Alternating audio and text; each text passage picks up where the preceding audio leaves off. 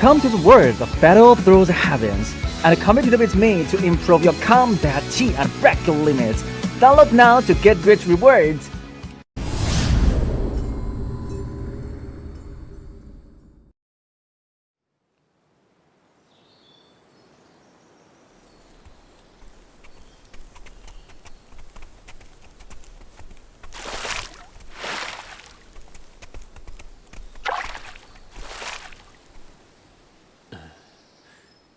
7天了，还不去吗？哎，我跟你说啊，昨天又有3个人过了赵秦碑，连庄焕宇、苏墨鱼这种杂鱼都过了，知道吗？祝贺他们。你，时间不等人呐。如果真解不出的话，那也就算了。气死我了！无论如何，切不可想迂了。我知道。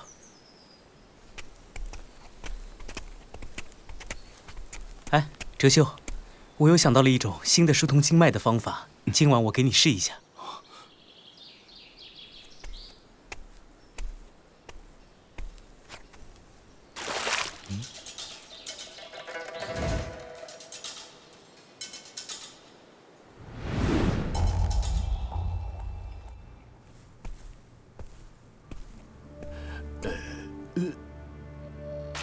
怎么，连你也沉不住气了？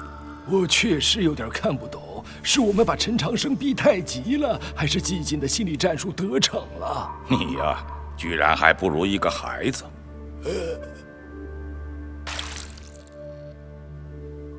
我相信先生，我不知道他为什么直到现在还不去解碑，但我很肯定，他一定会让所有人再一次震惊的。哦。 15天了，我已经看到第3碑了。哈，可以啊，36。更重要的是，我快要破镜了。是吗？那真好。那么你呢？还要等到什么时候？36通幽是大事，不能大意。麻烦你也帮我盯着点。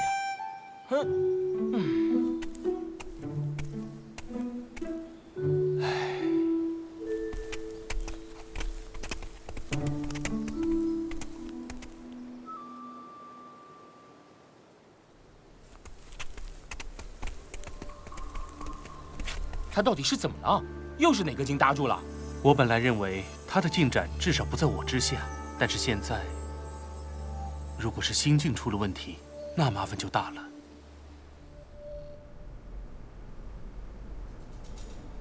情况就是这样。已经23天了，看来这次陈长生是真的不行了，倒让我们白白紧张了这么多天。 再璀璨的钻石又能猛烈燃烧多少时候？要知道，他去年可是整整燃烧了1年，应该没问题了吧？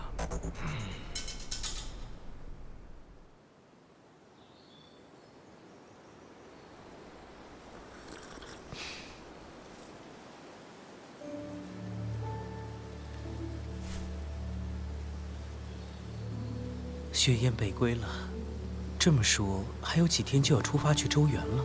主教大人说，1个月后周原开启，你必须在那之前出来。那么好吧，就这样了。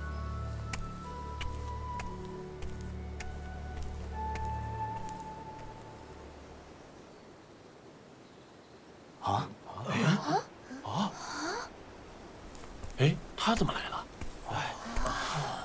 不是已经自暴自弃了吗？难道是想垂死挣扎一下？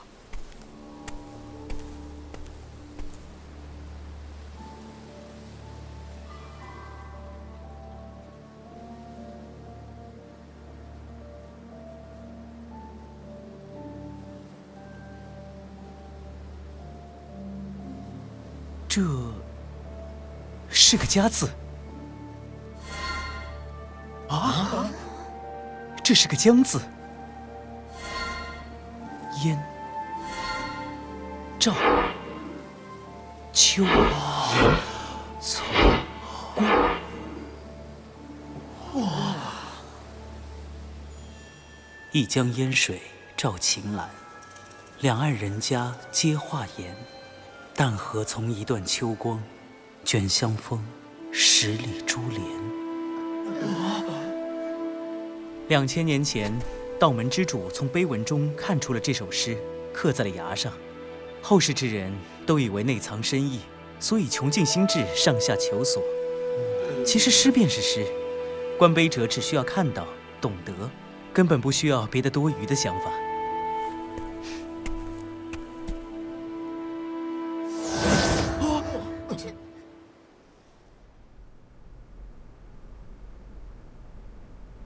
主教大人，主教大人，陈长生他开始解碑文了啊！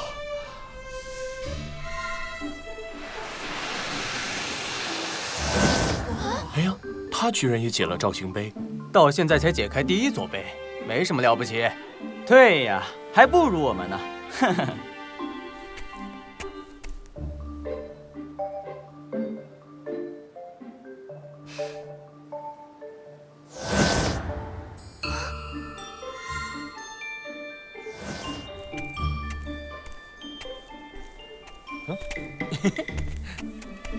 喂，你是怎么做到的？半天就解开2座碑，我就知道你行的。嘿嘿。祝贺，谢谢。总要有个道理。天书首先应该是书，不需要破解，只需要理解。啊？我先走了。哎，你这就要回去啊？也对，好好歇一下。我是说去那里。啊？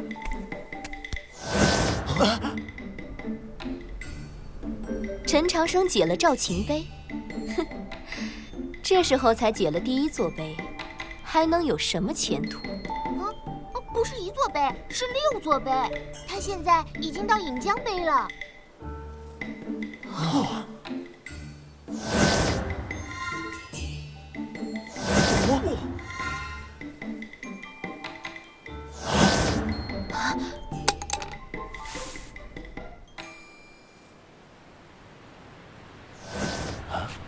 韩兄，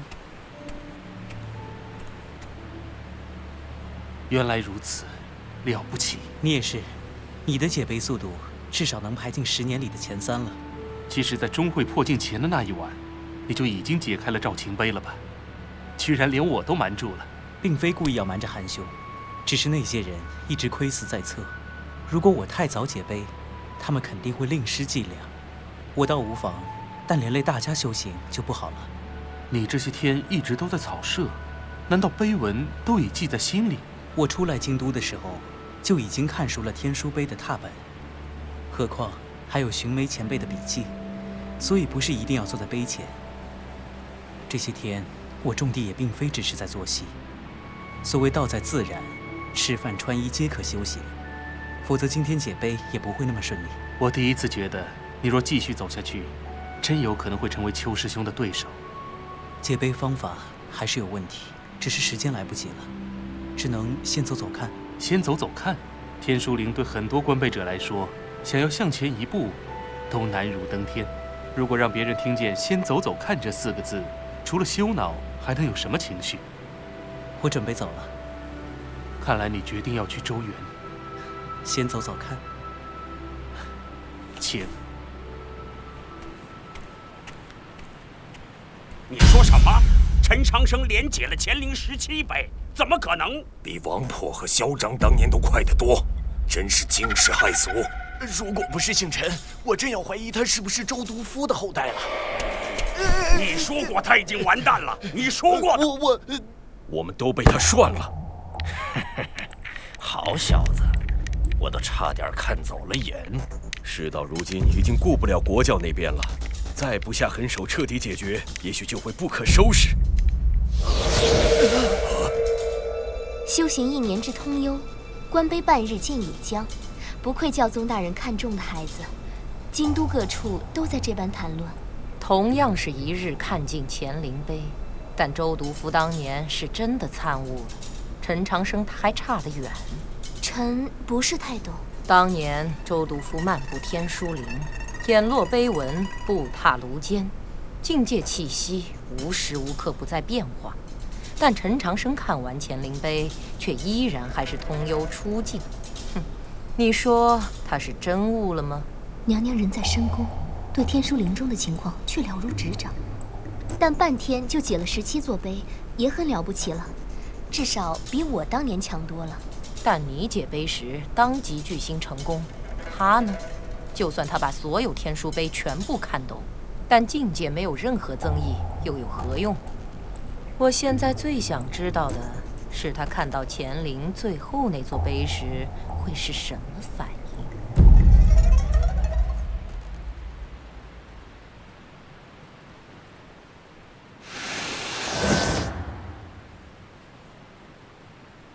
道藏中说，天书陵乾陵只有17座碑，为何这里还有一座？啊？断碑。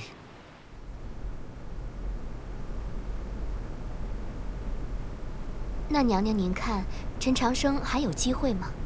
能看到那座断碑，也许已是他的极限。他太过沉稳，而且修的又是什么顺心意，年纪轻轻却波澜不惊，如此患得患失，哪像周毒夫当年灿烂如朝阳，气势狂飙，任何事拆天一脚，挖地3尺也要问个究竟。修道修的是心，性格决定命运，也决定修道者能够走多远。陈长生不行。当年天书碑一落地即生根，与大地最深处相连。究竟是何等可怕的力量，竟然能将这座石碑打断？如果是人，那人是谁？又是怎么做到的？打断的石碑又被他带去了哪里？这是一个警告吗？对我，又意味着什么？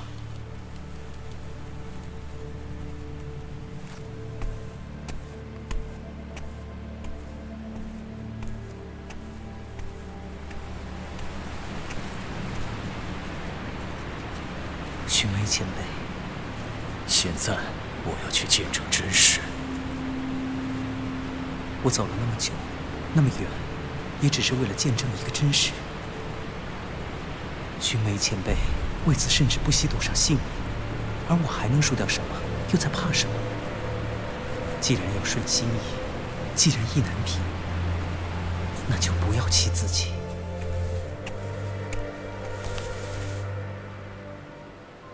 什么？好孩子，今晚注定不会平静，你也去吧。是，有人恐怕已经在路上了。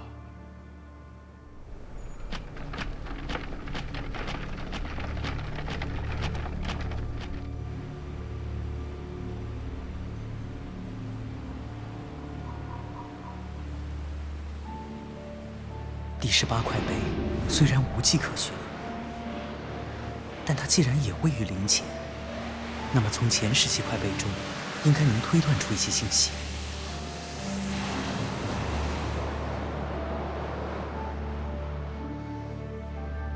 赵秦碑、冠云碑，看不出规律啊，难道还不够？折桂碑、引江碑、积雨碑、东亭碑，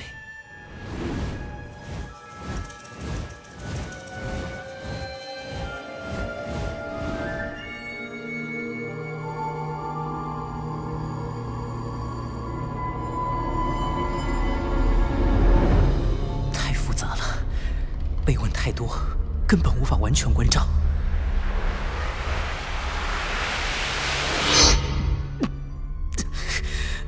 不好，神识瞬间耗损太过，识海震荡，再这样下去会走火入魔的。所有碑文加起来的复杂程度，远远超过了人类精神力的极限。这是条死路，那么就到这里了吗？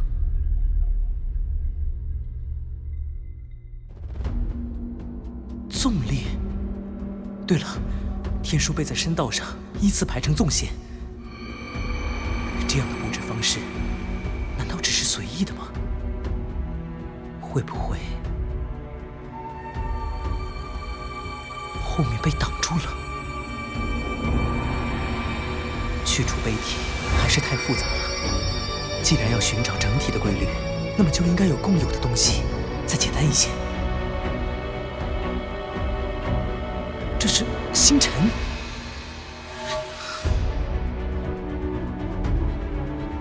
不对，这些点的数量比真实的星辰要多得多，没道理用复杂的图案来表示一样东西。难道？没错，这些线条是星星移动的痕迹。线条的两端是星星最初和最终的位置。可是，天上的星辰绝大多数并不是流星，根本不会移动啊！除非，原来天上的星辰一直在移动，只是站在大地上的人看不到，所以位置是相对的，逆天改命是可能的。王前辈说，没有命运。是的，根本没有确定的命运。我，陈长生，终于破解了自己的天书。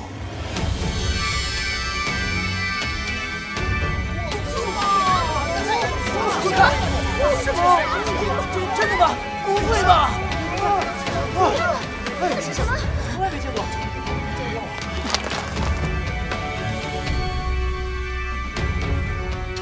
仿佛当年。哇！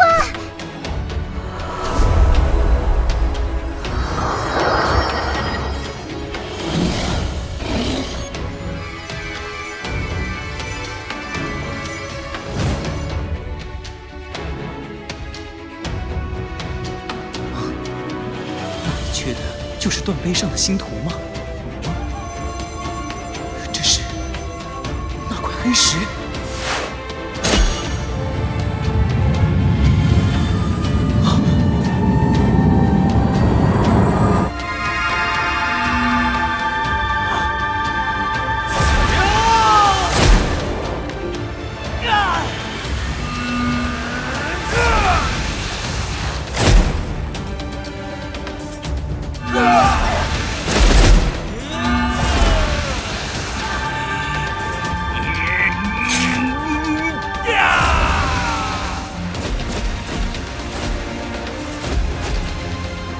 一夜星耀，人人通幽。